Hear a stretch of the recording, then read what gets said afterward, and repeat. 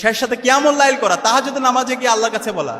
আল্লাহ তাআলা কোরআনের মধ্যে বলেছেন, ইয়া আইয়ুহাল্লাযীনা আমানু ইসতাঈনু বিস-সাবরি ওয়াস-সালাত ইন্নাল্লাহা মা'আস-সাবিরিন। আল্লাহ তাআলা বলছেন, হে বিশ্বাসীরা, তোমরা সালাত এবং সবরের মাধ্যমে আমার কাছে সাহায্য প্রার্থনা করো, নিশ্চয় আল্লাহ তাআলা ধৈর্যশীলদের সাথেই আছেন। এবং সবসময় দোয়া এবং জিকিরের মধ্যে থাকা।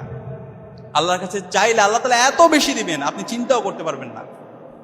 এর পাশাপাশি আমাদের গ্রেটফুল হইতে হবে আমাদের পিতা মাতার প্রতি। আমাদের আব্বা আম্মার মন থেকে দোয়া আসে এমন কাজ করতে হবে। আমাদের আব্বা আম্মা উফ বলে এই ধরনের কোনো কাজ করা যাবে না। আমরা অনেক ক্ষেত্রে ভুলে যাই আমাদের আব্বা আম্মার স্যাক্রিফাইসের কথা। দেখেন, আমাদের আব্বা আম্মা এত আমাদের পেছনে সময় দেয়, কখনো আমাদের কোনো ধরনের চাওয়া পাওয়া তারা অতৃপ্তি রাখে না। খেয়াল করবেন, আমাদের আব্বা আম্মার কলারগুলো ছিঁড়ে যায়, শার্টের কলার ছিঁড়ে যায়, জুতা ছিঁড়ে যায়, কিন্তু তাদের সেই শার্ট চেঞ্জ করে না, তাদের জুতা পরিবর্তন করে না, তাদের ডিভাইস পরিবর্তন করে না। কিন্তু আপনার আমার কোনো ধরনের অপূর্ণতা তারা রাখে না। তো আব্বা আম্মার মন থেকে দোয়া আসে, সেই ধরনের কাজ করতে হবে। আব্বা আম্মা যদি মন থেকে দোয়া করে, তাহলে এই পৃথিবীতে এমন কেউ নাই আপনাকে দমায় রাখতে পারবে। আমরা কি পারবো ইনশাআল্লাহ আমাদের আব্বা আম্মার মন থেকে দোয়া আসে এমন কাজ করার? ইনশাআল্লাহ।